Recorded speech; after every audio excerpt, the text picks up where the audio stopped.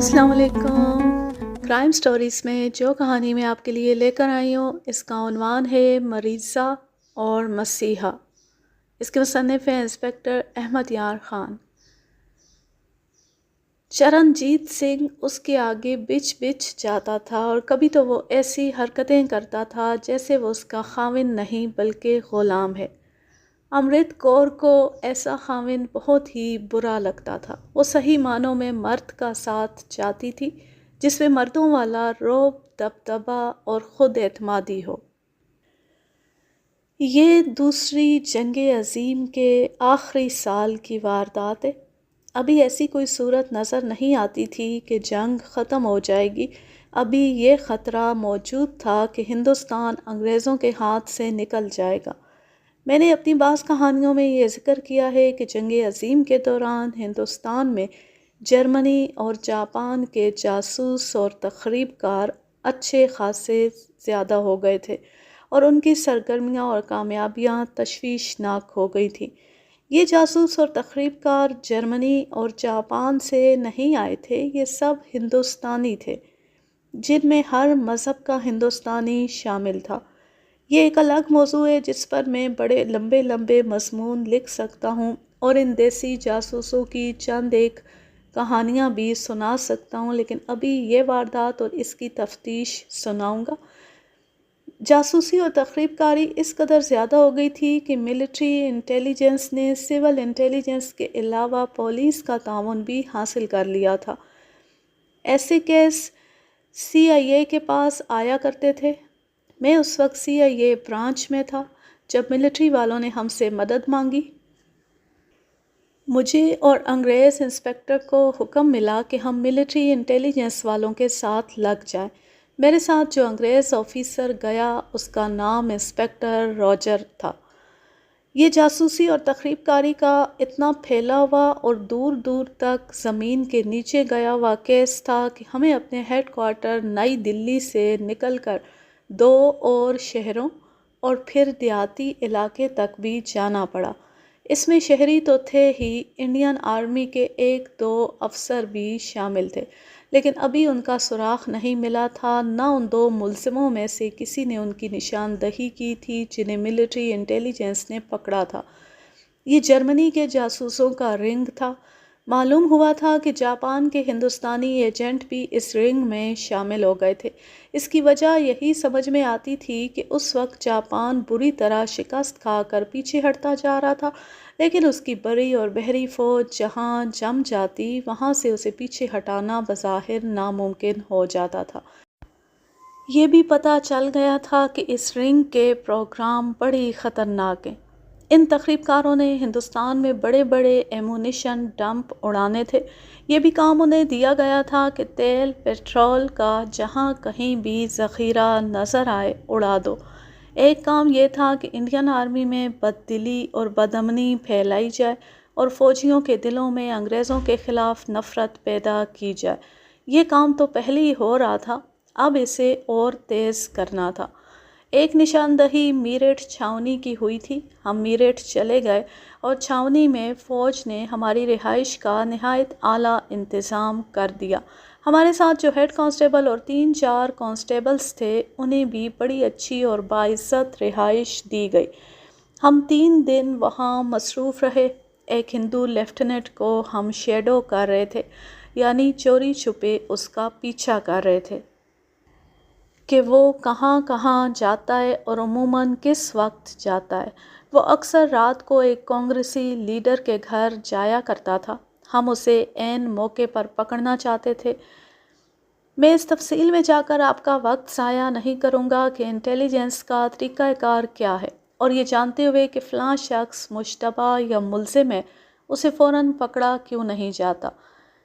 एक रात 9 बजे मिलिट्री पुलिस के मेजर ने टेलीफोन से इत्तला दी कि ब्रिगेड हेडक्वार्टर का एक सिख कैप्टन चरणजीत सिंह भंडारी कत्ल हो गया है। उसे गोली मारी गई थी।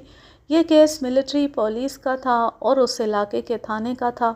उस मेजर ने हमें इस ख्याल से इत्तला दी थी कि हो सकता है ये जासूसों की कार्रवाई हो।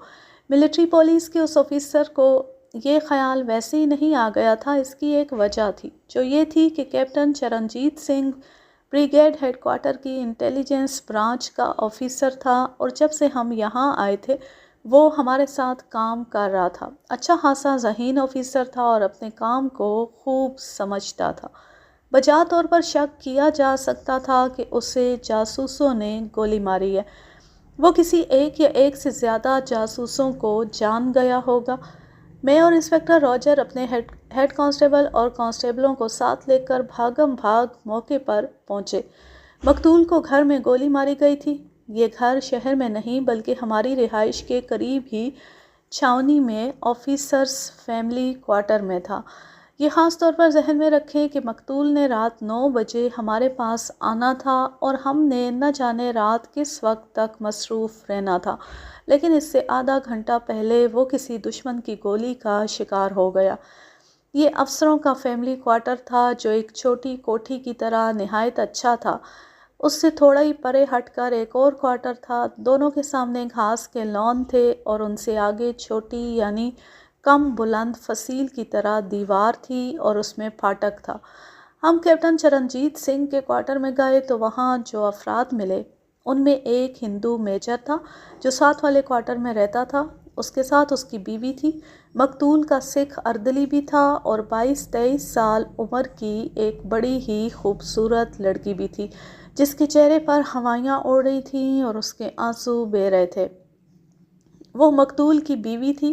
نام امرت کور تھا۔ ہمیں بتایا گیا کہ لاش بیڈ روم میں پڑی ہے۔ ہم بیڈ روم میں گئے۔ وہاں 2 پلنگ ایک دوسرے کے ساتھ بچھے ہوئے تھے۔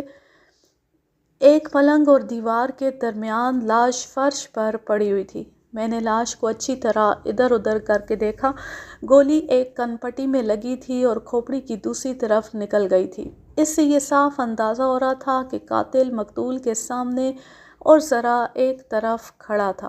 اپنے تجربے کی بنا پر میں یہ بھی سمجھ گیا کہ گولی قریب سے ماری گئی ہے۔ جسم پر کسی اور چوٹ یا زخم کا نشان نہیں تھا۔ میرے ساتھ انسپکٹر راجر نے دیوار دیکھی تو اسے ایک جگہ گولی کا نشان نظر آیا۔ وہاں ایک تپائی پڑی تھی۔ انسپکٹر راجر نے تپائی ہٹا کر نیچے دیکھا تو اسے فائر کی ہوئی گولی جو پچک گئی تھی مل گئی۔ ہم وردی نہیں پہنتے تھے، سویلین کپڑے پہنا کرتے تھے۔ ہمارے ساتھ ملٹری، پولیس اور انٹیلیجنس کے جو افسر تھے وہ بھی وردی نہیں پہنتے تھے۔ مقتول نے گرم سوٹ یعنی کوٹ اور پتلون پہن رکھا تھا، نیک ٹائی بھی بندھی ہوئی تھی اور اس کے سر پر پگڑی تھی۔ گولی پگڑی میں سے گزری تھی۔ اس کے اس لباس سے پتہ چلتا تھا کہ وہ ہمارے پاس آنے کے لیے تیار تھا۔ لاش کے ایک ہاتھ کے قریب فرش پر درمیانے سائز کی ایک شیشی یعنی بوتل پڑی تھی۔ اس کا ڈھکنا اترا ہوا تھا اور اس کے اندر جو دوائی تھی وہ فرش پر بہہ گئی تھی اور کچھ دوائی ابھی تک شیشی میں موجود تھی۔ شیشی کھڑی نہیں بلکہ پہلو پر گری ہوئی تھی۔ میں نے شیشی اٹھائی اور اس پر جو لیبل تھا وہ پڑھنے لگا۔ یہ کوئی نیند کی دوائی تھی۔ یہ میں اس لیے یقین کے ساتھ کہہ رہا ہوں کہ اس کا نام آج کی نیند کی دوائیوں سے ملتا جلتا تھا۔ مثلاً آج کل گولیوں کی شکل میں نیند کی جو دوائیاں ملتی ہیں ان میں ایک ڈائزیپام ہے اور آکسائزیپام بھی ہے اور اسی طرح کچھ اور دوائیاں ہیں۔ اس دوائی کا نام مجھے اچھی طرح یاد نہیں رہا، کوئی پام ہی تھا۔ وہ دوائی گولیوں کی بجائے سیرپ کی صورت میں تھی۔ انسپکٹر راجر نے شیشی میرے ہاتھ سے لے کر لیبل پڑھا اور اس نے بھی کہا کہ یہ نیند کی دوائی ہے۔ راجر نے ہی دیکھا کہ شیشی کا ڈھکنا تپائی پر پڑا ہوا تھا۔ شیشی میں چند ایک چمچ دوائی رہ گئی تھی۔ راجر نے ڈھکنا شیشی پر چڑھا دیا اور شیشی قبضے میں لے لی۔ لاش کی دوسری طرف ایک بڑا چمچ پڑا تھا جسے ٹیبل سپون کہتے ہیں۔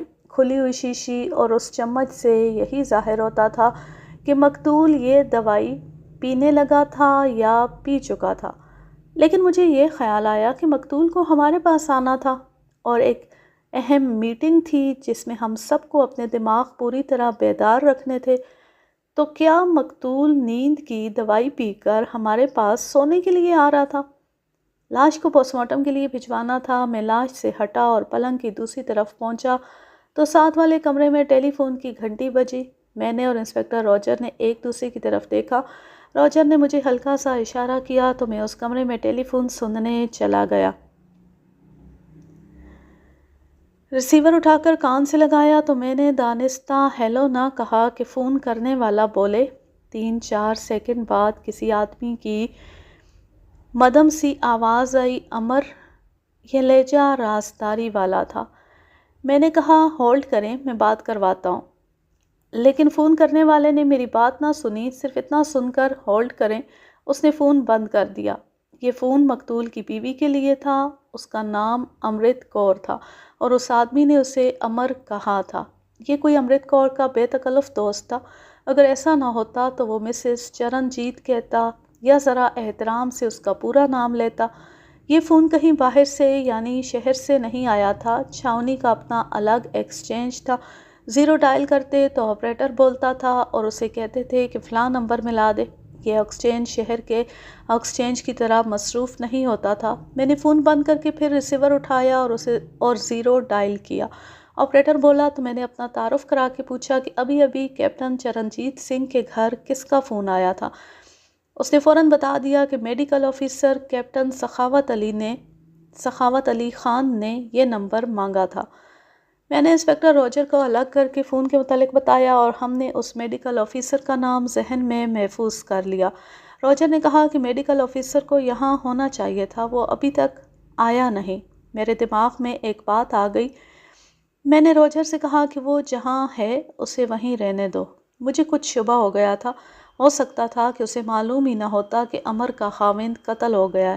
اسے یہ پتا ہوگا کیپٹن چرنجیت سنگھ آج رات 9 بجے انٹیلیجنس ڈیوٹی پر جا رہا ہے اور یہ ایک لمبی میٹنگ ہوگی۔ میڈیکل آفیسر یہ معلوم کرنا چاہتا تھا کہ چرنجیت سنگھ چلا گیا ہے یا ابھی نہیں گیا۔ میڈیکل آفیسر نے امرت کور کے ہاں آنا ہوگا یا اسے کہیں بلانا ہوگا۔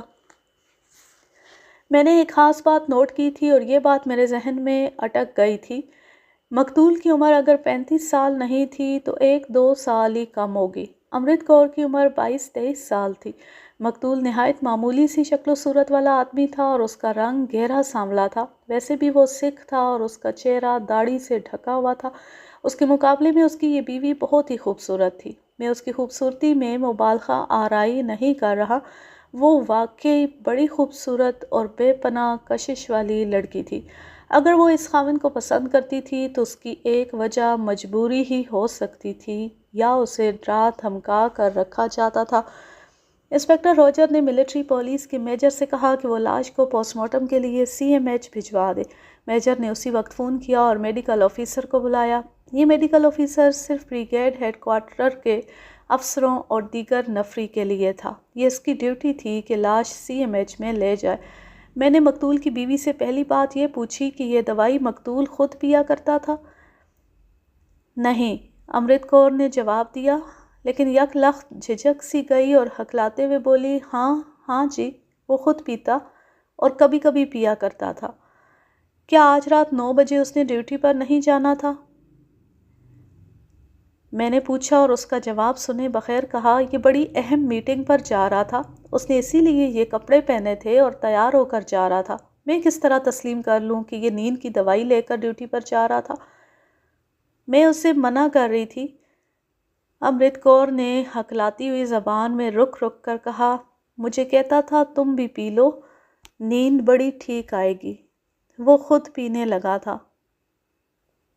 اس لڑکی کی زبان اس کا ساتھ نہیں دے رہی تھی۔ اس عمر میں ہاتھ نہیں کانپا کرتے، اس کے تو ہاتھ بھی صاف طور پر کانپتے نظر آ رہے تھے۔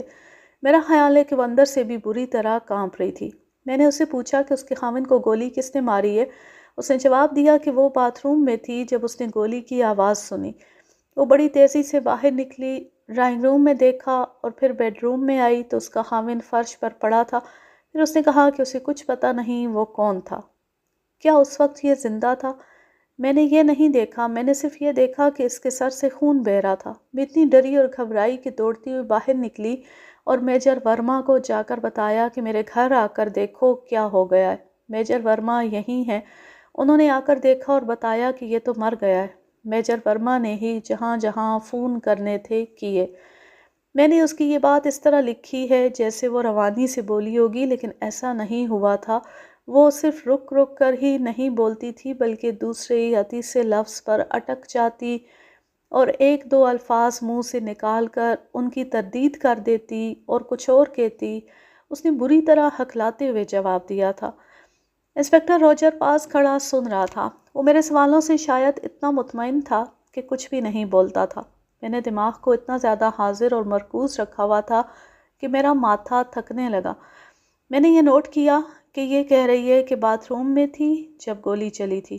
اس نے کہا تھا کہ مقتول دوائی پینے لگا تھا اور اس نے اسے دوائی پینے سے روکا تھا، اور یہ بھی اس لڑکی نے کہا کہ مقتول نے اسے کہا تھا کہ وہ یہ دوائی پی لے۔ اس کا مطلب یہ تھا کہ جب مقتول دوائی ہاتھ میں لیے ہوئے تھا اس وقت گولی چلی، وہ گرا اور شیشی الٹ گئی، لیکن اس کی بیوی کہہ رہی تھی کہ وہ باتھ روم میں تھی۔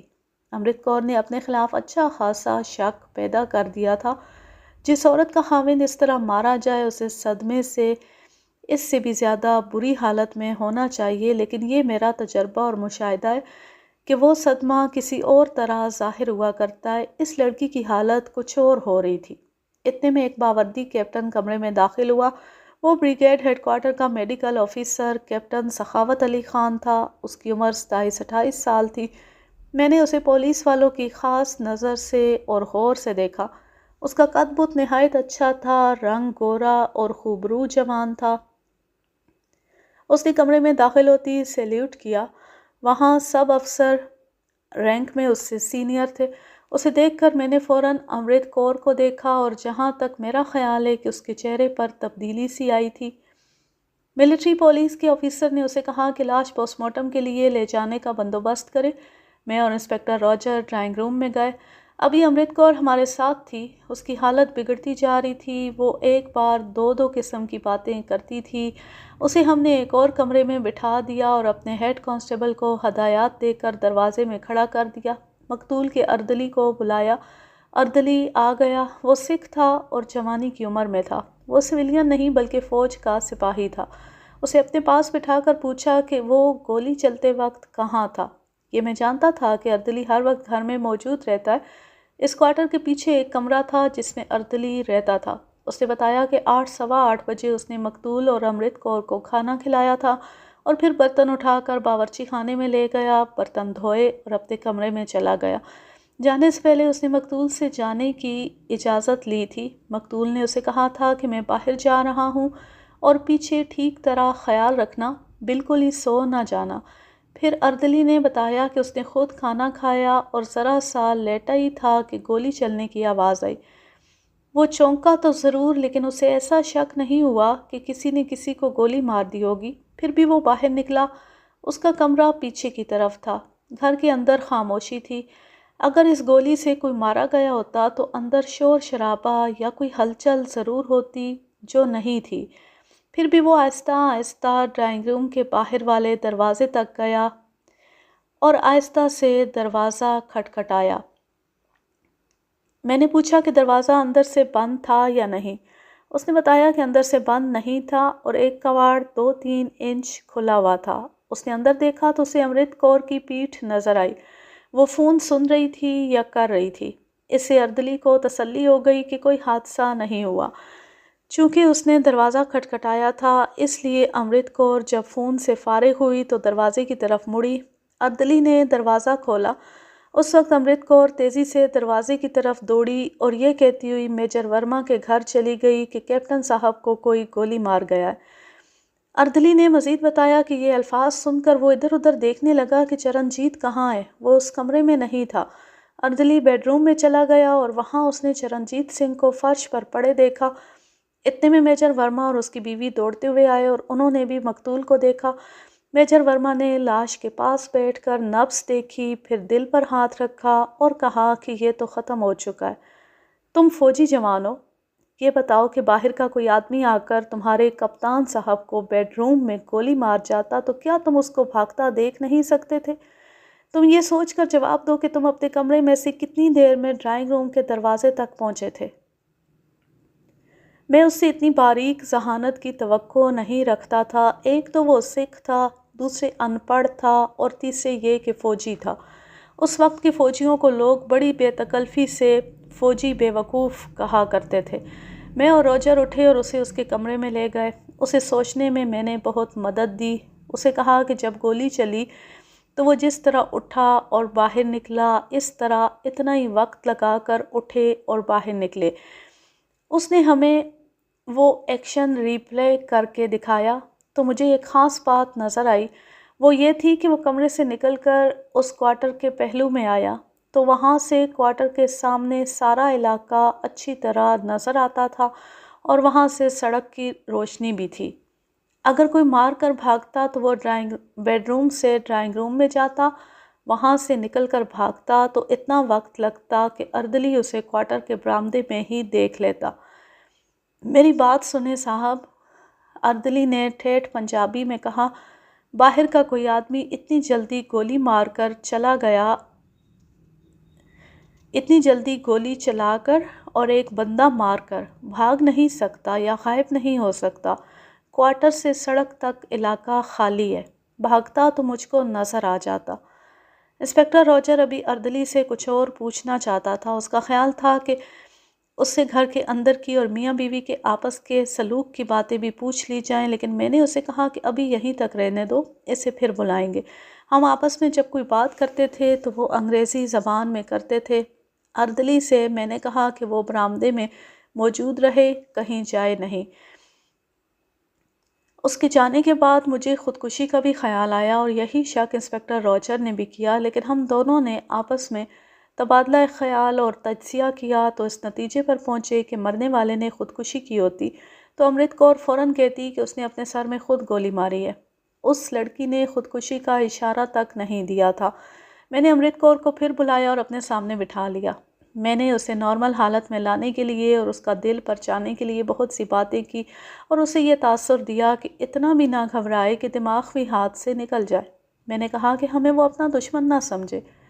اس طرح کچھ شفقت کی اور کچھ پیار کی باتیں کرتے کرتے میں نے پوچھا کہ اس نے فوراً اردلی کو کیوں نہیں بلایا؟ اس کا اردلی گولی کا دھماکہ سن کر فوراً کیوں نہیں آیا؟ مجھے اردلی کا خیال ہی نہیں آیا۔ وہ گھر کے کام سے چھٹی کر کے اپنے کمرے میں چلا گیا تھا۔ میں نے اسے نہیں دیکھا تھا، معلوم نہیں کمرے میں تھا یا ذرا باہر نکل گیا تھا۔ کیا وہ فوراً نہیں پہنچ گیا تھا؟ میں نے پوچھا اور اسے دھوکے میں رکھنے کے لیے کہا، بڑا ہی نکما اور غیر ذمہ دار اردلی ہے، اسے تو فوراً پہنچنا چاہیے تھا، اس کی رپورٹ کر کے اسے اس کوتاہی کی سزا دلوانا۔ میری اس بات سے یہ نوعمر لڑکی اس دھوکے میں آ گئی کہ اردلی نے ہمیں کچھ بھی نہیں بتایا۔ ایک دو اور باتیں کہہ سن کر میں نے اس طرح پوچھا جیسے میرے اس سوال کی کوئی اہمیت نہ ہو اور ویسے ہی پوچھ رہا ہوں۔ ایسی بات ایک خاص لہجے میں پوچھی جاتی ہے جو صرف پولیس والے ہی جانتے ہیں۔ اس وقت فون کس کا آ گیا تھا؟ یہ میں اس لیے پوچھ رہا ہوں کہ کسی نے اپنا آپ ظاہر کیے بغیر فون پر کوئی دھمکی تو نہیں دی تھی۔ اکثر ہوتا ہے کہ اس طرح قاتل وار کر کے غائب ہو جاتے ہیں اور پھر مقتول کے گھر والوں کو دھمکیاں دیتے کہ انہوں نے کوئی قانونی کارروائی کی کوشش کی تو اس گھر کے ایک دو اور بندوں کو قتل کر دیا جائے گا۔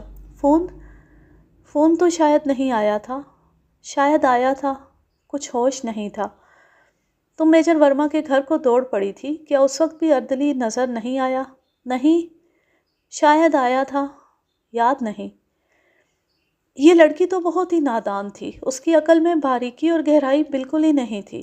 کبھی سوچتا ہوں شاید میرا دماغ تیز ہو گیا تھا کہ وہ مجھے بے وقوف لگتی تھی۔ بہرحال میرے ذہن سے یہ شک نکل گیا کہ یہ خودکشی کی واردات ہو سکتی ہے، اور یہ شک بھی تقریباً صاف ہو گیا کہ باہر کے کسی آدمی نے آ کر یہ واردات کی اور جنوں کی طرح غائب ہو گیا۔ مجھے اردلی بھی مشتبہ نظر آنے لگا۔ امرت کور کو پھر دوسرے کمرے میں بھیج دیا اور میں انسپکٹر راجر کو بتانے لگا کہ میرے شکوک کیا ہیں۔ میں نے کہا کہ یہ واردات اگر دشمن کے جاسوسوں کی ہے تو اس میں مقتول کی بیوی بھی شامل ہے اور اردلی بھی۔ میں نے راجر کو بتایا کہ اردلی بھی مشکوک ہے اور میں نے کہا کہ قاتل اس گھر میں موجود ہے۔ میں نے دوسری شک کا اظہار اس طرح کیا کہ مقتول کی بیوی نے اپنے اردلی کے ساتھ ناجائز مراسم بنا لیے ہوں گے اور مقتول کو پتہ چل گیا ہوگا اور یہ باعث بنا اس کے قتل کا۔ انسپکٹر راجر نے میرے اس شک کی تائید کی۔ وہ ہندوستانیوں کی نفسیات سے بڑی اچھی طرح واقف تھا اور سکھوں کے معاشرتی حالات، ان کی عادات اور دیگر باتوں کو بہت ہی اچھی طرح جانتا تھا۔ میں نے ٹیلی فون اٹھایا اور 0 ڈائل کیا۔ آپریٹر بولا تو میں نے اس سے پوچھا کہ اسے معلوم ہے یا نہیں کہ کیپٹن چرنجیت سنگھ قتل ہو گیا۔ اس نے بتایا کہ میجر ورما صاحب نے 3-4 افسروں کو فون کیا تھا تو اسے پتہ چل گیا تھا۔ پھر میں نے اس سے پوچھا کہ میجر ورما کے فون کرنے سے پہلے کیپٹن چرنجیت کے گھر کے لیے کس کا فون آیا تھا یا یہاں سے کسی نے فون کیا تھا؟ آپریٹر نے ذرا دیر سوچ کر اور یاد کر کے پراعتماد لہجے میں بتایا کہ اس وقت کیپٹن چرنجیت سنگھ کی بیوی نے میڈیکل آفیسر سخاوت علی خان کے گھر کا نمبر مانگا تھا۔ میں نے اس سے پوچھا کہ اس میڈیکل آفیسر کے گھر میں اور بھی کوئی ہوگا، بیوی یا کوئی بچہ؟ آپریٹر نے بتایا کہ میڈیکل آفیسر صاحب اکیلے رہتے ہیں اور وہ سنگل رہائش کا کمرہ ہے۔ میں نے اسے کہا کہ وہ سوچ کر میرے ہر سوال کا جواب بالکل صحیح دے، کیونکہ ہو سکتا ہے کہ اسے کورٹ میں گواہی دینی پڑے۔ میں نے اس کا نام لکھ لیا، وہ نائک تھا۔ اس نے کہا کہ لوگ یعنی فوجی ایک دوسرے کے نمبر اس سے ملوا کر باتیں کرتے رہتے ہیں، لیکن اسے افسروں کا خاص خیال رکھنا پڑتا ہے۔ کسی افسر کی بیوی کہیں فون کرے تو وہ اور زیادہ محتاط ہو جاتا ہے۔ میں اس کی یہ بات بڑی اچھی طرح سمجھ گیا تھا۔ دوسرے فوجیوں کی نسبت افسر بہت ہی تھوڑے تھے، انہیں وہ نہیں بھول سکتا تھا۔ میں نے اس سے یہ بھی پوچھا کہ کیپٹن چرنجیت سنگھ کی بیوی کیا اکثر کیپٹن سخاوت علی خان کے ساتھ فون پر بات کرتی رہتی ہے؟ کم از کم آدھا گھنٹہ اور زیادہ سے زیادہ 1 گھنٹہ۔ دوسرے تیسرے دن ان کی بات ہوتی ہے اور بڑی دیر فون انگیج رکھتے ہیں۔ کیا تم نے کبھی ان کی باتیں سنی ہیں؟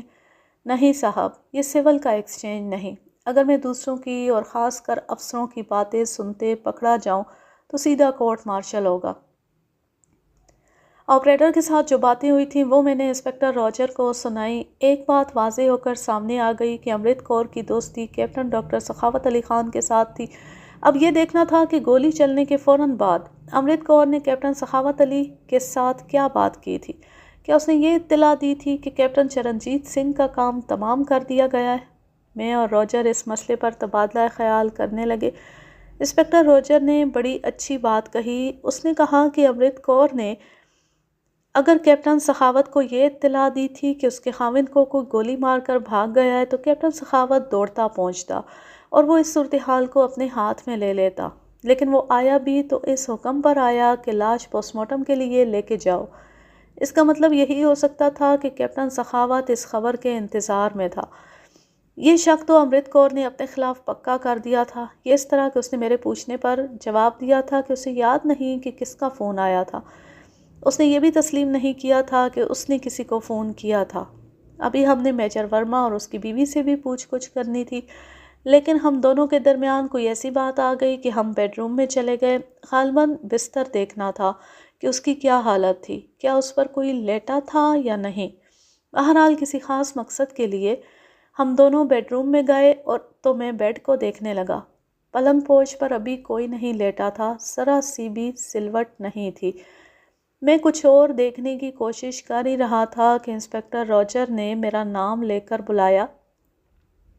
میں نے اس کی طرف دیکھا۔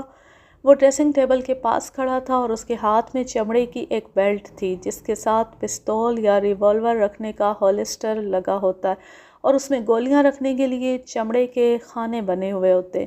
آپ نے ایسی بیلٹ آج کل اکثر دیکھی ہوگی۔ یہ کمر کے ساتھ بھی باندھی جا سکتی ہے اور کندھے کے ساتھ لٹکائی بھی جاتی ہے۔ اکثر لوگ کندھے کے ساتھ لٹکا کر رکھتے ہیں۔ یہ دیکھ کر مجھے یاد آیا کہ مقتول کو میں نے 2-3 بار یہ بیلٹ کندھے میں ڈالے دیکھا تھا۔ شام کے بعد جب وہ ہمارے ساتھ ہوتا تھا تو یہ بیلٹ اس کے ساتھ ضرور ہوتی تھی۔ ہم اپنے ریوالور اپنے کپڑوں کے اندر رکھتے تھے، لیکن مقتول یہ بیلٹ باہر رکھتا تھا۔ انسپکٹر راجر نے بتایا کہ اسے یہ بیلٹ ڈریسنگ ٹیبل کے پیچھے پڑی ملی ہے۔ اس کے ہولسٹر میں ریوالور نہیں تھا۔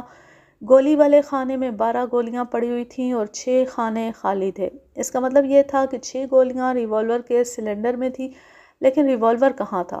انسپکٹر راجر نے مجھ سے پوچھا کہ میں نے لاش کے کپڑوں کی تلاشی لی تھی۔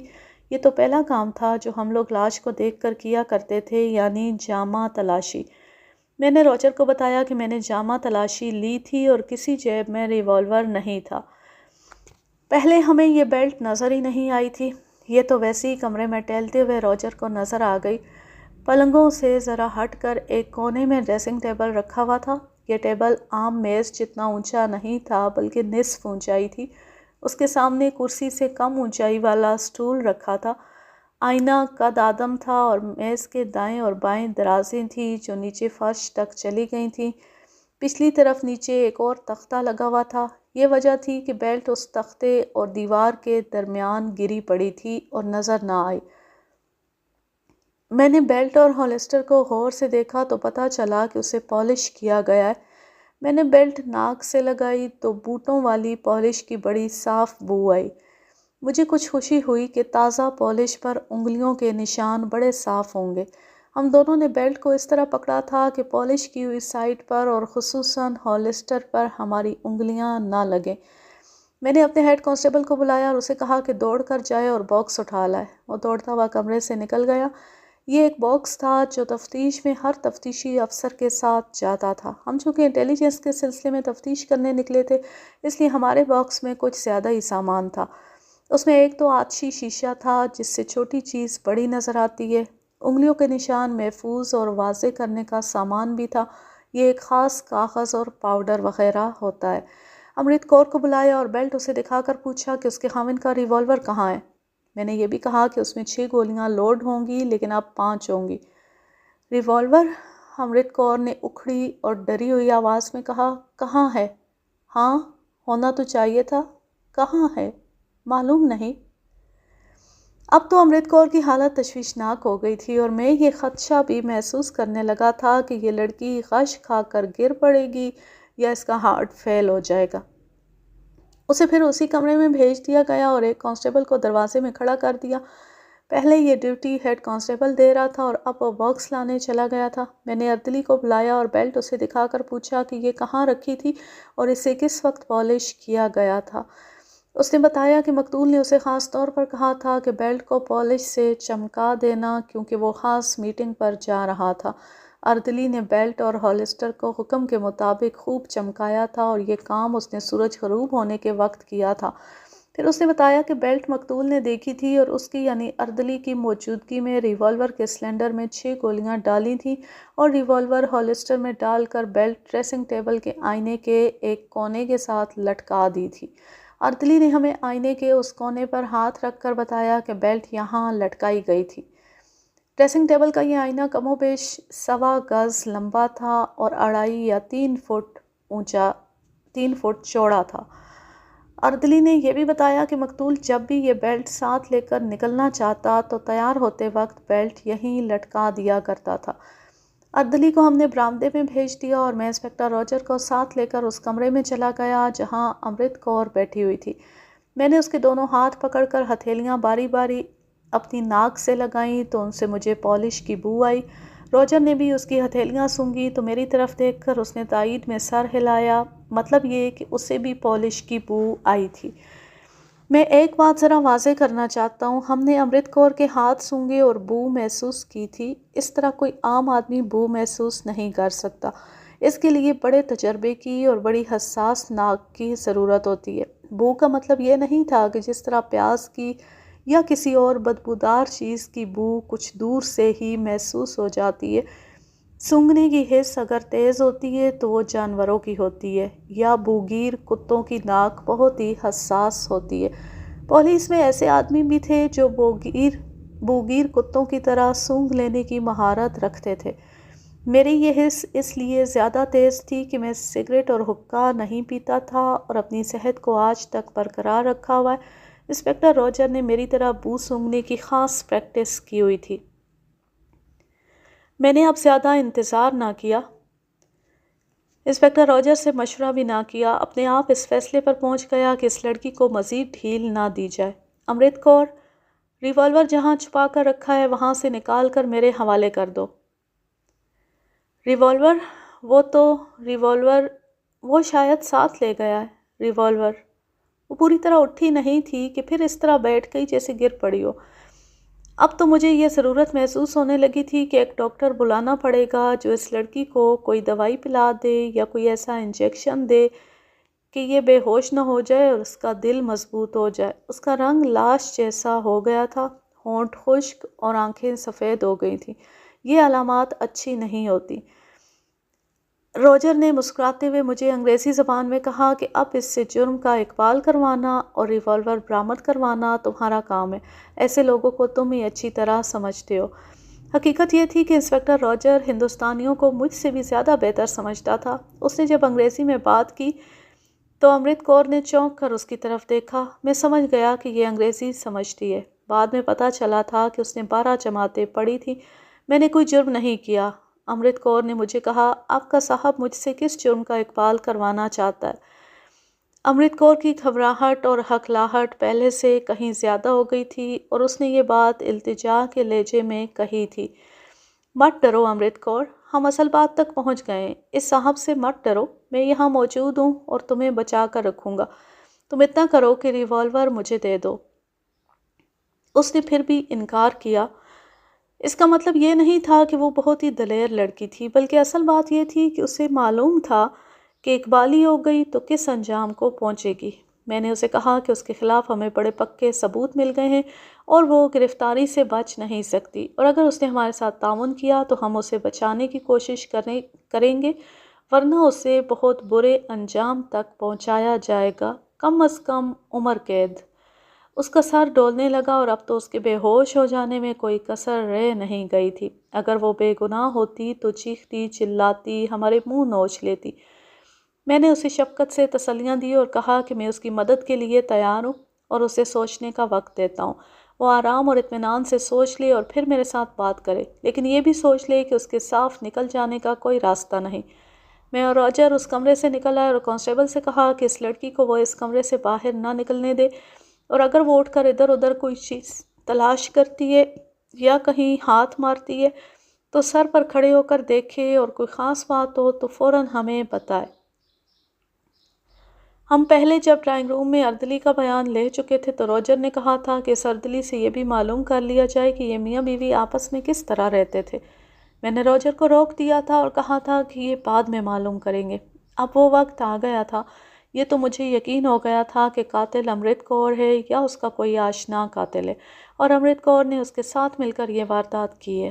میں نے ابھی یہ شک بھی ذہن میں رکھا ہوا تھا کہ یہ دشمن کے جاسوسوں کی بھی واردات ہو سکتی ہے اور یہ واردات امرت کور کے ایما پر یا اس کے تعاون سے ہوئی ہے، لیکن میں جب چرنجیت سنگھ کو تصور میں لاتا اور اس خوبصورت اور نوعمر لڑکی کو اس کے ساتھ کھڑا کرتا تو میرا یہ شک پختہ ہو جاتا تھا کہ اس لڑکی نے اپنے اس خاوند سے اس طرح جان چھڑوائی ہے کہ اسے گولی مار دی ہے یا مروا دی ہے۔ اردلی کو اندر بلایا اور بٹھا کر پوچھا کہ یہ میاں بیوی آپس میں کس طرح رہتے تھے، کیا ان میں لڑائی جھگڑا رہتا تھا، ایک دوسرے سے روٹھے روٹھے رہتے تھے؟ اردلی سر جھکا کر سوچ میں پڑ گیا۔ میں نے اسے کہا کہ وہ ڈرے نہیں، اس کا صاحب مارا گیا ہے اور اب اس کا کوئی کچھ نہیں بگاڑ سکتا، اور اگر وہ صحیح بات نہیں بتائے گا تو ہم اس کا کورٹ مارشل کرا دیں گے۔ مجھے کسی کا ڈر نہیں صاحب، میں جو کچھ دیکھتا رہا ہوں وہ ضرور بتاؤں گا۔ مجھے چرنجیت سنگھ صاحب کا بہت افسوس ہے، میرا گاؤں ان کے بالکل قریب ہے۔ انہوں نے بہت بڑی غلطی کی تھی کہ پرانی بیوی کی چھٹی کرا دی اور اس لڑکی کو بیوی بنا کر لے آئے۔ اس کے بعد چرنجیت سنگھ صاحب گاؤں نہیں گئے۔ یہ جس روز بھی گاؤں جاتے ان کی پہلی بیوی کے بھائی انہیں قتل کر دیتے۔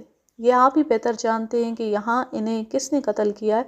میں جو کچھ دیکھتا رہا ہوں وہ بتا دیتا ہوں۔ اس نے تفصیلاً بتایا کہ امرت کور خاوند کے ساتھ کھچی کھچی رہتی تھی۔ چرنجیت سنگھ اسے خوش رکھنے کی بہت کوشش کرتا تھا، سیر سپاٹا تو بہت ہی کرواتا تھا۔ امرت کور اس سے لڑتی جھگڑتی نہیں تھی، کبھی رونے لگتی اور کبھی ڈرنے لگتی تھی۔ روٹھی ہوئی تو وہ ہر وقت ہی رہتی تھی۔ اردلی کو اس نے کئی بار کہا تھا کہ اس کا دل نہیں لگتا اور کبھی تو دل چاہتا ہے کہ گھر سے بھاگ کر جنگلوں میں چلی جائے۔ میرے پوچھنے پر اس نے بتایا کہ ان کی شادی کو ابھی پورا 1 سال نہیں ہوا۔ چرنجیت سنگھ 10 دنوں کی چھٹی لے کر امرت کور کو شملہ بھی لے گیا تھا، لیکن امرت کور کسی طرح بھی خوش اور راضی نہیں ہوئی تھی۔ ایک بات بتاؤ، کیا امرت کور نے کسی اور افسر کے ساتھ دوستی لگائی ہوئی تھی؟ اردلی نے بتایا کہ کوئی ایسا افسر نہیں تھا جو چرنجیت سنگھ کی غیر حاضری میں یہاں آتا ہو۔ البتہ امرت کور کسی کو ٹیلی فون کرتی تھی اور بہت دیر تک باتیں کرتی رہتی تھی۔ اس وقت وہ ہنستی بھی تھی، مسکراتی اور بڑی پیاری باتیں کرتی تھی۔ میرے اشارے پر اس نے بتایا کہ اسے بھی شک ہے کہ میڈیکل آفیسر کیپٹن سخاوت علی خان کے ساتھ امرت کور کی دوستی ہے۔ میں نے اردلی کو کچھ اور اشارے اور لقمے دیے تو اس نے بتایا کہ امرت کور اس ڈاکٹر کے پاس دوائی لینے جاتی رہتی ہے اور اس وقت اردلی ساتھ ہوتا ہے۔ اردلی نے بتایا کہ دوسرے مریضوں کو یہ ڈاکٹر 1-2 منٹ میں فارغ کر دیتا تھا، لیکن امرت کور جب اندر جاتی تو آدھا گھنٹہ اور کبھی اس سے بھی زیادہ وقت لگا کر باہر آتی تھی۔ اردلی نے بتایا کہ امرت کور اس ڈاکٹر کی بہت تعریفیں کیا کرتی تھی۔ یہاں میں آپ کو ایک بات یاد دلاتا ہوں جو میں اپنی کچھ کہانیوں میں لکھ بھی چکا ہوں۔ جنگ عظیم کے دوران ایک تو ٹھیکیداریاں عام ہو گئی تھیں اور معمولی سے لوگ ملٹری کانٹریکٹر اور سپلائر بن گئے اور سونے چاندی میں کھیلنے لگے۔ مسلمانوں کے پاس اتنی دولت آئی تو وہ غلط راستے پر چل نکلے، شرابی کبابی ہو گئے اور اپنے گھر کے سکون تباہ و برباد کر دیے۔ کئی ایک نے دوسری شادی کر لی اور پرانی بیوی اور بچوں کو اجاڑ دیا۔ یہ ایک وجہ تھی گھروں میں لڑائی جھگڑے شروع ہو گئے۔ چرنجیت سنگھ کے سلسلے میں جنگ عظیم کا دوسرا پہلو سامنے آتا ہے، وہ یہ کہ انڈین آرمی میں بے پناہ اضافہ ہو گیا تھا۔ محاذوں پر ہندوستانی مکھیوں کی طرح مر رہے تھے، جن میں افسر بھی شامل تھے۔ آپ جانتے ہیں کہ افسر کم ہوتے ہیں۔ یہ جب مرنے لگے تو فوج میں افسروں کی کمی پوری کرنا ایک مسئلہ بن گیا۔ اس مسئلے کو اس طرح حل کیا گیا کہ ان صوبیداروں کو جو تعلیم یافتہ تھے کیپٹن کا عہدہ دے دیا گیا۔ کمانڈ کرنے کے لیے کیپٹن، میجر اور کرنل وغیرہ کی ضرورت ہوتی ہے۔ ہوا یہ کہ فرض کریں 40 یا اس سے زیادہ عمر کا کوئی صوبیدار کیپٹن ہو گیا تو وہ باقاعدہ صاحب بن گیا۔ وہ انگریز افسروں میں شامل ہو گیا اور آفیسرز میس میں جانے اور رہنے لگا تو اسے پرانی بیوی بیکار نظر آنے لگی۔ اسے پرانی بیوی اور 4-5 بچوں کو اجاڑ دیا اور کسی نوجوان لڑکی کے ساتھ شادی کر لی۔ 1-2 نہیں، ایسے بہت سے واقعات ہوئے اور ان میں سے کئی واقعات سنگین جرائم بن کر تھانوں تک بھی پہنچے۔ یہی حرکت مقتول کیپٹن چرنجیت سنگھ نے کی تھی۔ اس کی تفصیل ہمیں مقتول کے پڑوسی میجر ورما سے ملی۔ میجر ورما بریگیڈ میجر تھا۔ یہ بریگیڈ ہیڈ کوارٹر میں ایک پوسٹ ہوتی ہے۔ ہم نے اسے پوچھ گچھ کے لیے بلایا تو اس نے باقی باتوں کے علاوہ مقتول کی ہسٹری یوں سنائی کہ جنگ سے بہت پہلے مقتول سپاہی کلرک بھرتی ہوا تھا۔ یہ 10 جماعتیں پاس تھا اور آدمی بڑا محنتی تھا۔ جنگ شروع ہوئی تو ہر سپاہی کلرک کو حوالدار کلرک بنا دیا گیا۔ چرن سنگھ نے تعلیم کی طرف توجہ دی اور فوج کا ایک تعلیمی امتحان آرمی اسپیشل پاس کر لیا۔ پھر اس نے کوشش کی اور سپلائی کور میں چلا گیا جہاں اسے جمعدار کا عہدہ دیا گیا۔ پاکستان آرمی میں جمعدار کو نائب صوبیدار کہا جاتا ہے۔ پھر اس نے اپنا تعلیمی پروگرام جاری رکھا اور اسے انٹیلیجنس میں لے لیا گیا اور وہیں اسے کیپٹن کا عہدہ دے دیا گیا۔ میجر ورما نے بتایا کہ انٹیلیجنس میں اس نے ایسی ذہانت کا مظاہرہ کیا کہ بڑے افسر اس کے گرویدہ ہو گئے۔ یہ تو میں نے 3 دنوں میں ہی دیکھ لیا تھا کہ چرن سنگھ انٹیلیجنس میں بڑا کامیاب اور دانش مند افسر ہے، لیکن دانش مند آدمی جب غلطی کرتا ہے تو معمولی سی غلطی نہیں کیا کرتا۔ مقتول نے اپنی عمر اور شکل و صورت نہ دیکھی اور اپنی کپتانی نہ جانے کیا سمجھ کر اتنی خوبصورت اور ایسی نوجوان لڑکی کو بیاہ لایا۔ ظاہر ہے لڑکی کے ماں باپ نے مقتول کی کپتانی کو ہی بیٹی دی تھی اور یہ نہ سوچا کہ بیٹی کے سینے میں بھی دل ہے اور اس نے بھی کوئی خواب دیکھیں۔ میجر ورما نے بتایا کہ امرت کور اس کی بیوی کے پاس بہت دیر بیٹھی باتیں کرتی رہتی تھی اور اپنے رونے روتی تھی۔ میں نے اسے روک دیا اور کہا کہ وہ اپنی بیوی کو یہیں لے آئے۔ اس کی بیوی آ گئی۔ میں نے اسے کہا کہ وہ بے تکلفی سے بلا جھجک یہ بتائے کہ مقتول اور امرت کور گھر میں کس طرح رہتے تھے اور کیا ان میں ناچاکی تھی۔ ورما کی بیوی نے بتایا کہ امرت کور اس کے ساتھ پوری طرح بے تکلف تھی اور دل کی ہر بات اس کے ساتھ کرتی اور اپنے رونے اس کے آگے رویا کرتی تھی۔ اس عورت نے بتایا کہ یہ لڑکی ذہنی طور پر نارمل نہیں تھی۔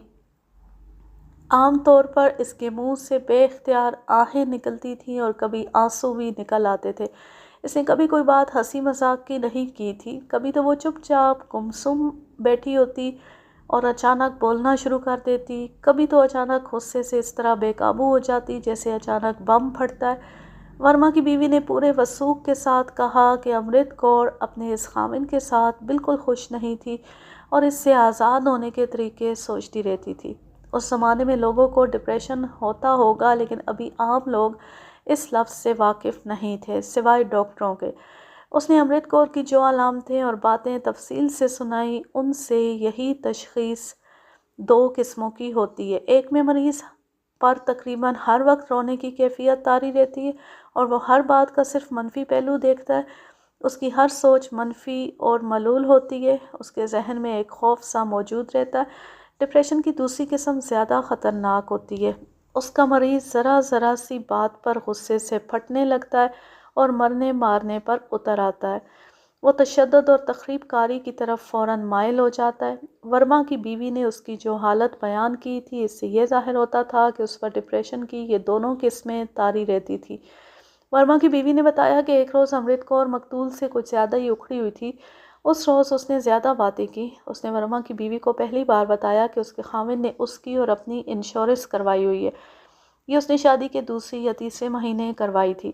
دونوں پالیسیاں 40,000 ہزار روپے کی تھیں۔ اس زمانے میں 40,000 آج کے لاکھوں جتنی رقم بنتی تھی۔ امرت کور نے ورما کی بیوی سے یہ الفاظ کہے کہ میں چرنجیت سنگھ سے اتنی تنگ آ چکی ہوں کہ خودکشی کا ارادہ کر لیتی ہوں، لیکن یہ سوچ کر یہ ارادہ توڑ دیتی ہوں کہ میں مر جاؤں گی تو اس شخص کو میری انشورنس کے 40,000 روپے ملیں گے۔ میں نہیں چاہتی کہ میری موت سے اسے فائدہ پہنچے۔ میں تو کہتی ہوں کہ یہ مر جائے۔ اس سے مجھے دو فائدے ہوں گے، ایک کہ اس کی انشورنس کے 40,000 روپے مجھے ملیں گے اور اس سے رہائی بھی مل جائے گی۔ یہ میرے لیے ایک نئی خبر تھی۔ قتل کا باعث یہ انشورنس پالیسی بھی ہو سکتی تھی، لیکن دیکھنا یہ تھا کہ امرت کور کو اس راستے پر کس نے ڈالا اور کس نے اکسایا تھا۔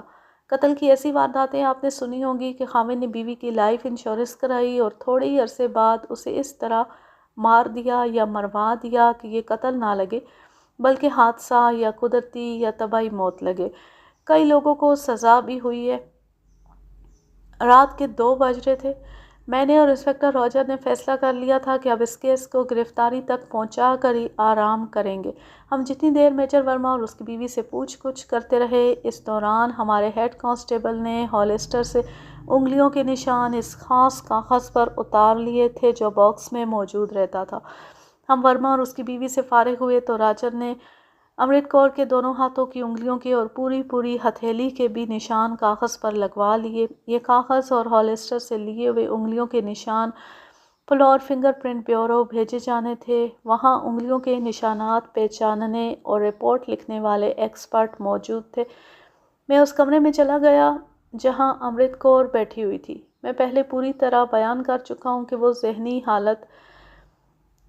جس ذہنی حالت میں تھی، مجھے یہ خدشہ نظر آ رہا تھا کہ وہ بے ہوش ہو جائے گی، اس کا ہارٹ بھی فیل ہو سکتا ہے۔ وہ اسی حالت میں تھی، بلکہ اب اس پر غنودگی طاری ہو رہی تھی۔ اس کی کھلی آنکھوں میں خمار سا تھا۔ یہ تھا وہ وقت اور یہ تھی وہ ذہنی اور جذباتی کیفیت جب پتھر جیسے مضبوط مجرم بھی بیان دے دیا کرتے۔ میں نے اس کے ساتھ تھانے داروں کے انداز میں، آفیسروں کے لہجے میں بات نہ کی، بلکہ اس کے سر پر ہاتھ رکھا اور ہمدردی کی 1-2 باتیں کی۔ میں نے اسے کہا کہ ٹیلی فون ایکسچینج سے ہمیں معلوم ہو چکا ہے کہ اس نے خاوند کو گولی مار کر کیپٹن سخاوت علی خان کو فون پر اطلاع دے دی تھی۔ پھر میں نے اسے کہا کہ ہم جب یہاں پہنچے تو ایک فون آیا تھا جو میں نے سنا تھا، وہ کیپٹن سخاوت علی خان کا فون تھا۔ اس طرح اسے بتایا کہ اس کے خلاف ہمیں مکمل شہادت مل چکی ہے اور وہ ہمارے ساتھ تعاون کرے، ہم اس کے ساتھ تعاون کریں گے۔ پھر بھی اس نے انکار میں سر ہلایا، لیکن اب اس میں سکت نہیں رہی تھی۔ امرت کور، ہم اس گھر کی تلاشی اس طرح لیں گے کہ تمام ٹرنک اور اٹیچی کیس الٹے کر کے خالی کر دیں گے اور الماریوں میں سے بھی ہر چیز باہر نکال کر دیکھیں گے۔ ریوالور ہمیں مل ہی جائے گا۔ بہتر ہے کہ تم ریوالور خود نکال دو۔ میں نے اپنا منہ اس کے منہ کے قریب لے جا کر کہا، تم مظلوم ہو امرت کور، تم تنہا ہو، میں تم پر مزید ظلم نہیں کرنا چاہتا، یہ میرے لیے گناہ ہوگا۔ مجھے تم اپنا کیوں نہیں سمجھتی؟ اور یہ جو انگریز افسر آپ کے ساتھ ہے، اس نے غنودگی کے عالم میں کہا، اور ملٹری پولیس کے آفیسر بھی آ گئے ہیں، ان سے آپ مجھے کس طرح چھڑائیں گے؟ کیا تم دیکھ نہیں رہی کہ میں تمہارے پاس اکیلا آیا ہوں؟ میں تمہارا بیان لوں گا اور ان گورے افسروں کو موڑ توڑ کر بیان سناؤں گا۔ اس طرح زبان کی ہیرا پھیری سے میں نے اسے رام کر لیا۔ رام نہ ہوتی تو ہمارے پاس اقبالی بیان لینے کے اور طریقے بھی تھے، لیکن میں اس لڑکی پر تشدد کرنے کے حق میں نہیں تھا۔ آپ کے اس آدمی سے پتہ چلا ہے کہ آپ مسلمان ہیں؟ امرت کور نے بڑی ہی بے بسی اور شکست خوردگی کی حالت میں کہا، میں مسلمان ہو جاؤں گی۔ یہ میں آپ کو خوش کرنے کے لیے یا اپنے آپ کو بچانے کے لیے نہیں کہہ رہی، یہ تو میرا کبھی کا فیصلہ ہے کہ میں مسلمان ہو جاؤں گی۔ میرا یہ ارادہ اور یہ خواہش آپ پوری کر دیں اور پھر چاہیں تو میرے ساتھ شادی کر لیں یا کسی بڑی اچھے مسلمان کے ساتھ مجھے بیاہ دیں۔ میں اس زندگی سے تنگ آ گئی ہوں۔ وہ اس طرح بول رہی تھی جیسے گہری نیند میں بول رہی ہو۔ اس نے کچھ اور باتیں بھی کی تھیں جو سب کی سب ایب نارمل تھیں۔ اس کی آنکھیں کھلی ہوئی تھیں لیکن وہ بھی آدھی آدھی۔ میں تمہاری یہ خواہش ضرور پوری کروں گا۔ تم یہ بتاؤ کہ تم کون سے مسلمان کی خاطر مسلمان ہونا چاہتی ہو؟ ڈاکٹر سخاوت کے لیے، اس نے بلا سوچے جواب دیا۔ اب تو یوں لگتا تھا جیسے وہ خود نہیں بول رہی بلکہ الفاظ اپنے آپ ہی اس کے منہ سے نکل رہے ہیں۔ دراصل اس کا شعور سو گیا تھا اور ذہن لاشعور بیدار ہو کر رات سے پردے اٹھا رہا تھا۔ یہ کام مجھ پر چھوڑ دو، میں تمہاری شادی ڈاکٹر سخاوت کے ساتھ کروا دوں گا۔ تم نے خاوند کو گولی مار دی ہے تو کیا؟ موقع کا کوئی گواہ نہیں۔ میں اب تمہیں ایک مسلمان لڑکی سمجھ کر بات کر رہا ہوں، تو مجھے اصل بات بتا دو، پھر دیکھنا میں کیا کرتا ہوں۔ میں نے اس کے اردلی کو بلا کر کہا کہ اسے گرم دودھ پلا دو اور اگر کچھ کھانا چاہتی ہے تو وہ بھی کھلا دو۔ اس نے کہا کہ وہ صرف دودھ پیے گی۔ پھر اس نے بیان دینا شروع کیا۔ میں اس کا سارا بیان نہیں سناؤں گا کیونکہ یہ بہت ہی لمبا تھا۔ میں جس طرح ملزموں کے بیان کہانیوں میں لکھا کرتا ہوں اسی طرح اس کے بیان کے بھی ضروری حصے پیش کروں گا تاکہ آپ کو پتہ چل جائے کہ قتل کا باعث اور اس کا پس منظر کیا تھا۔ اسے بیان تو دے ہی دینا تھا کیونکہ وہ عادی مجرم نہیں تھی اور ذہنی طور پر نارمل بھی نہیں تھی، تنہا تھی اور اسے کسی سہارے کی ضرورت تھی۔ یہ میں اپنی کئی کہانیوں میں بتا چکا ہوں کہ قتل ایک ایسا جرم ہے جسے عادی مجرم اور قاتل بھی ہضم نہیں کر سکتے۔ پہلے تو اس نے بتایا کہ اس کی شادی کس طرح ہوئی تھی۔ یہ میں دوسروں کی زبانی پہلے بیان کر چکا ہوں۔ وہ جب بیان دے رہی تھی تو میں نے دیکھا کہ بیدار ہوتی چلی جا رہی تھی، اس کی آواز میں جان آتی چلی گئی اور جو ذرا سہارا لے کر بیٹھی ہوئی تھی سیدھی ہو بیٹھی اور بالکل نارمل ذہنی حالت میں آ گئی۔ وہ جب اپنی شادی کا قصہ سنا رہی تھی تو اس کا لہجہ ایسا تھا جیسے منہ میں کوئی کڑوی چیز آ جاتی ہے اور اس کا کڑوا ذائقہ چہرے اور بولنے کے انداز سے ظاہر ہوتا رہتا ہے۔ مختصر یہ کہ اس نے جی بھر کے مقتول کے خلاف نفرت کا اظہار کیا۔ اس موقع پر میں نے اس سے پوچھا کہ وہ کسی اور کو چاہتی ہوگی۔ اس نے کہا کہ اس وقت تک اس کے دل میں کسی کی محبت پیدا نہیں ہوئی تھی اور وہ ابھی اپنے جیسے کسی نوجوان آدمی کے انتظار میں تھی، لیکن اس کا باپ بڑا ہی تنگ نظر اور لالچی آدمی تھا۔ اس کی شادی چرنجیت سنگھ کے ساتھ کر دی گئی تو اس احساس نے اسے پاگل کر دیا کہ وہ تو کسی اور کو چاہتی تھی اور اس نے کچھ اور ہی خواب دیکھے تھے جو سب کے سب کچلے اور مسلے گئے۔ چرنجیت سنگھ اس کے آئیڈیل سے بالکل الٹ تھا۔ وہ عمر کے اتنے زیادہ فرق کو خاطر میں لانے والی نہیں تھی، یہ دوسرے پہلو تھے جو اسے پیس رہے تھے۔ اس نے کہا کہ چرنجیت سنگھ اس کے آگے بچ بچ جاتا تھا اور کبھی تو وہ ایسی حرکتیں کرتا تھا جیسے وہ اس کا خاوند نہیں بلکہ غلام ہے۔ امرت کور کو ایسا خاوند بہت ہی برا لگتا تھا۔ وہ صحیح معنوں میں مرد کا ساتھ چاہتی تھی جس میں مردوں والا رعب، دبدبا اور خود اعتمادی ہو۔ میں امرت کور کے ساتھ ایسی باتیں کرتا رہا جو میں اس قسم کے ملزم سے اقبالی بیان لینے کے لیے کیا کرتا تھا۔ ان باتوں میں تھانے داری کی ذرا سی بھی جھلک نہیں تھی۔ پیار تھا، شفقت تھی، مگر 16 آنے فریب کاری تھی۔ دودھ آ گیا، اسے بڑی اچھی طرح بولنا شروع کر دیا۔ وہ ایک ایک دو دو گھونٹ دودھ پیتی رہی اور بولتی رہی۔ میں اپنے انداز سے اس کی حوصلہ افزائی کرتا رہا۔ اس نے تفصیل سے سنایا کہ مقتول کے ساتھ اس کی شادی کس طرح ہوئی تھی۔ یہ میں پہلے ہی دوسروں کی زبانی سنا چکا ہوں۔ یہ تو میرا جسم ہے جو آپ دیکھ رہے ہیں، زندہ لاش۔ میرا دل اسی روز مر گیا تھا جس روز چرنجیت سنگھ کے ساتھ میری شادی ہوئی تھی۔ میرا باپ بے وقوف اور لالچی تھا۔ اس نے نقد پیسہ ضرور لیا ہوگا، کہتا تھا منڈا کپتان ہے، کرنیل تے جرنیل ہو جاوے گا۔ منڈا آپ نے دیکھ لیا ہے، کڑی کا باپو لگتا ہے۔ مقتول اسے میرٹھ لے آیا۔ امرت کور نے اس کے خلاف نفرت ہی نفرت کا اظہار کیا اور کہا کہ اسے ایک مرد کی ضرورت تھی لیکن مقتول اس کا غلام بن گیا تھا، اسے خوش کرنے کے لیے ہیجڑوں جیسی حرکتیں کرتا تھا۔ امرت کور نے کہا کہ وہ ایسے مرد کو پسند کرتی ہے جس میں رعب اور دبدبا اور جو اپنے آپ میں اعتماد پیدا کر کے بات کرے اور بیوی اسے اپنا محافظ سمجھ کر اس پر فخر کرے۔ چرنجیت سنگھ 3 دن میرے ساتھ رہا تھا، میں نے اس میں ایسی کوئی خامی نہیں دیکھی تھی جو امرت کور بتا رہی تھی۔ وہ ہر بات اور ہر اقدام پر اعتماد طریقے سے کیا کرتا تھا، لیکن میں یہ بھی جانتا تھا کہ ڈیوٹی کے تقاضے اور ہوتے ہیں اور ازدواجی زندگی کے مطالبے کچھ اور ہوتے۔ بہرحال امرت کور کی رائے میرے لیے قابل فہم تھی۔ میرٹھ آنے کے 3 مہینے امرت کور کو آدھے سر کا درد ہونے لگا۔ یہ اعصابی کچھاؤ اور جذباتی خلفشار کے اثرات تھے۔ چرنجیت سنگھ اسے اپنے ڈاکٹر کے پاس لے گیا، ڈاکٹر کیپٹن سخاوت علی۔ وہ CMH کا ڈاکٹر نہیں تھا بلکہ بریگیڈ ہیڈ کوارٹر کی نفری کے لیے MI روم تھا، میڈیکل انسپیکشن روم۔ وہاں آؤٹ ڈور مریض جاتے تھے۔ کیپٹن سخاوت علی نیا MI روم کا انچارج بنا تھا۔ امرت کور نے شرم اور حجاب الگ پھینک کر بڑے صاف لفظوں میں کہا کہ پہلی نظر میں ہی سخاوت علی اس کے دل میں اتر گیا۔ اتنی پیاری مسکراہٹ والا خوبرو جوان چچی تلی بات کرتا تھا۔ اس نے یہ بھی محسوس کیا کہ سخاوت علی نے اسے اپنے دل میں بٹھا لیا ہے۔ اس کے بعد امرت کور آدھے سر درد کے بہانے ڈاکٹر سخاوت علی کے پاس اکیلی جانے لگی۔ اسے چرنجیت سنگھ سے کہہ دیا تھا کہ وہ اس کے ساتھ وقت ضائع نہ کرے، اپنی ڈیوٹی پر چلا جایا کرے اور وہ خود ڈاکٹر کے پاس چلی جایا کرے گی۔ وہ جاتی رہی اور ان کی محبت ایسی ہو گئی جیسے ایک دوسرے میں جذب ہو گئے ہوں۔ ملاقات الگ اور ٹیلی فون پر الگ پیار و محبت اور راز و نیاز کی باتیں ہوتی تھیں۔ سخاوت علی غیر شادی شدہ تھا اور آفیسر سنگل کوارٹر میں رہتا تھا۔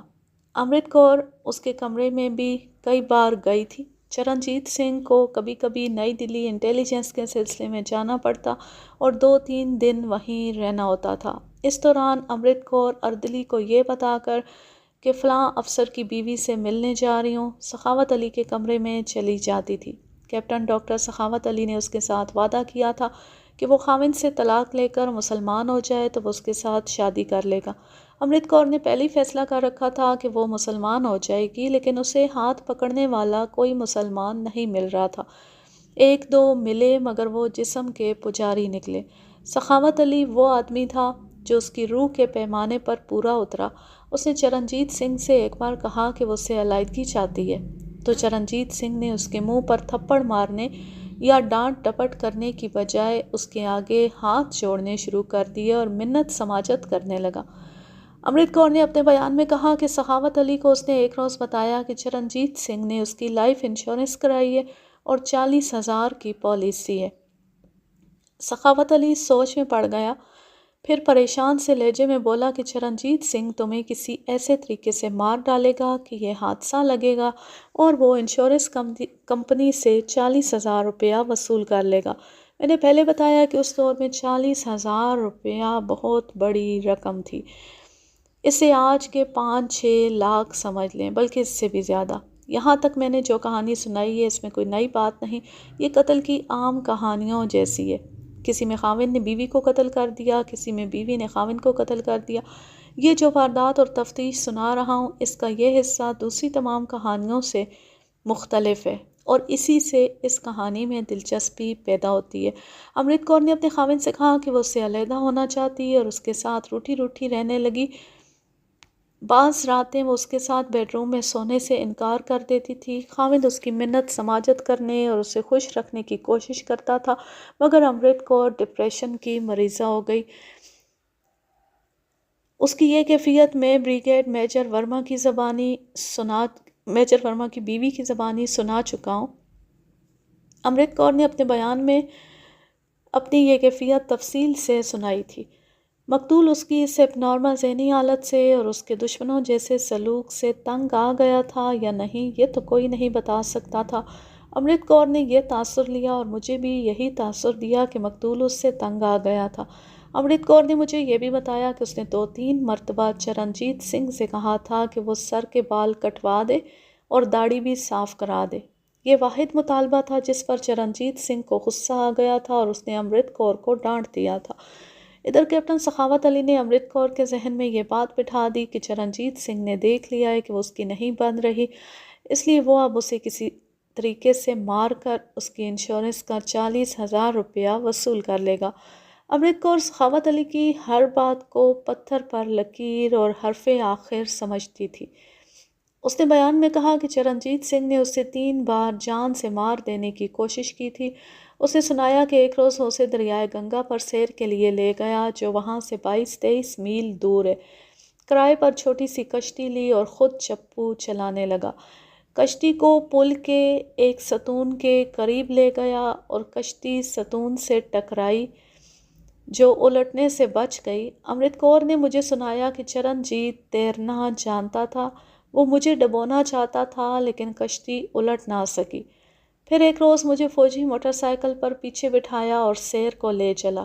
امرت کور نے کہا راستے میں اس نے اتنی تیزی سے موڑ کاٹے کہ میں پیچھے سے بازو اس کی کمر میں نہ ڈال لیتی تو میں گر کر مر جاتی۔ میں نے اسے کہا کہ فوراً واپس چلو اور آہستہ چلاؤ۔ ایک روز مجھے دلی سے آگے قطب مینار دکھانے لے گیا۔ اس نے ایک اور واقعہ سنایا۔ وہاں مجھے مینار کے اوپر لے گیا اور بار بار کہتا تھا نیچے دیکھو، ہر چیز کتنی چھوٹی نظر آتی ہے۔ وہ میرے قریب ہونے کی کوشش کر رہا تھا۔ میں سمجھ گئی کہ یہ مجھے اتنی زیادہ بلندی سے گرانا چاہتا ہے۔ وہاں سے گر کر میرا جسم ٹکڑے ٹکڑے ہو جاتا۔ میں دوڑ کر نیچے آ گئی۔ اس نے یہ واقعات پوری تفصیل سے سنائے تھے اور میں نے جرا بھی کی تھی۔ میں جان گیا تھا کہ اس کا وہم ہے۔ خاوند اسے خوش کرنے کے لیے لے گیا تھا لیکن وہ اسے وہم نہیں، حقیقت اور ارادہ قتل سمجھی تھی۔ اس کا وہم سخاوت علی نے پکا کیا تھا۔ امرت کور نے ہر واقعہ سخاوت کو سنایا تھا اور سخاوت نے کہا تھا کہ یہ خاوند کا ارادہ قتل تھا۔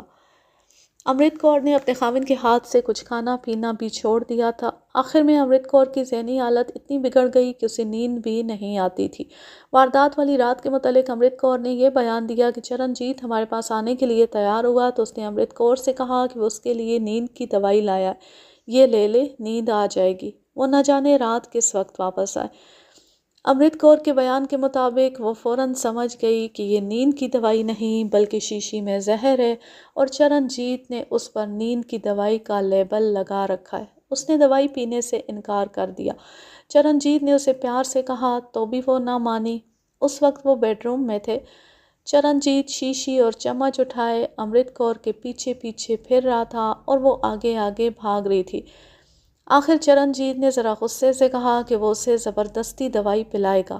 امرت کور نے سوچا کہ یہ طاقتور آدمی ہے اور وہ کمزور سی لڑکی ہے جو اس کا مقابلہ نہیں کر سکے گی اور آج یہ اس کو مار کر ہی رہے گا۔ ڈپریشن کی ماری ہوئی اس لڑکی کو یہ سوچ بھی آئی کہ یہ مجھے زہر پلا کر چلا جائے گا اور ساری رات باہر گزار کر صبح آ کے رپورٹ دے دے گا کہ میری غیر حاضری میں میری بیوی کو کوئی زہر پلا گیا ہے۔ امرت کور کا دماغ اس کے قابو سے بالکل ہی نکل گیا۔ وہ تو پہلے ہی اس کے قابو میں نہیں تھا۔ وہ ڈریسنگ ٹیبل کے پاس کھڑی تھی، مقتول پلنگوں کی دوسری طرف تھا۔ اس نے کہا کہ آج میں بھی دوائی پلا کر ہی جاؤں گا۔ امرت کور کو ڈریسنگ ٹیبل کے آئینے کے ساتھ ریوالور والی بیلٹ لٹکتی نظر آ گئی۔ یہ چرنجیت سنگھ اپنے ساتھ لے جا رہا تھا۔